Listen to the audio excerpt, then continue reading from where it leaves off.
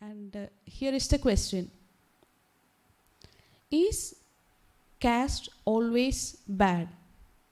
One community will have its own language, way of living, way of dressing, habits unique to them, including cuisine. Should we dilute the existing caste? This was the question, and it is very relevant question, very commonly asked by many people. Any group of people, whether by caste, region, language, belief, traditions, preserving its own distinct nature, identity, and uniqueness, then there is no problem in that. It should indeed be preserved and maintained. For example, for some languages, certain customs, and way of life to survive, this is necessary, as long as it is not dangerous to society or the individual. If it is harmful, then it must be corrected. There is no problem in maintaining caste identity while remaining rooted in the heritage of Shri Parameshwara, Guru Paramparas, and Sanatana Dharma. But that is not what we see in the present caste system. Think about why those who desire the progress of Hindu society develop a feeling against caste. The first problem is the caste-based othering or exclusivism.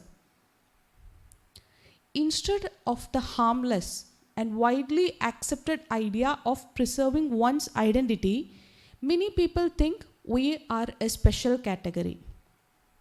It is in the manner of believing that we are completely different from others. There arises a division as we who belong to one caste are separate and others are separate. We need not bother about the matters of other Hindus. Only the issues of our own caste matters. The issue that Hindus in general face are not a concern for us at all. This is how castes think. If each caste think like this, what will happen? For the forces trying to divide us and destroy Sanatana Dharma, the nation, the culture, the things will become easier.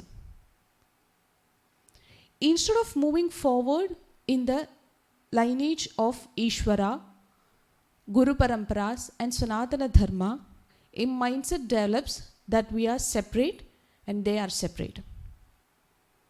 The next problem is the superiority-inferiority mindset or hierarchical discrimination. When people start thinking not just they are different, but that they are above others, it causes even greater harm. This superiority mindset is not only seen between different castes, but even among subgroups within the same caste. The idea that one caste is higher and other is lower,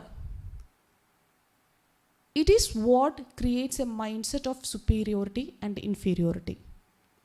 This is what later led to wrong and shameful practices like untouchability and discrimination. Some people put themselves on top and others below. So today, the issue is not just difference. It has turned into we are superior and the rest are inferior. Some people were not allowed to enter temples or even walk on public roads. They were denied drinking water. They had to stand at a fixed distance from others. And if they crossed that limit, they faced harsh punishments. Such ideas and rules became widespread. This caste system doesn't just harm the Hindu community, it weakened the entire nation.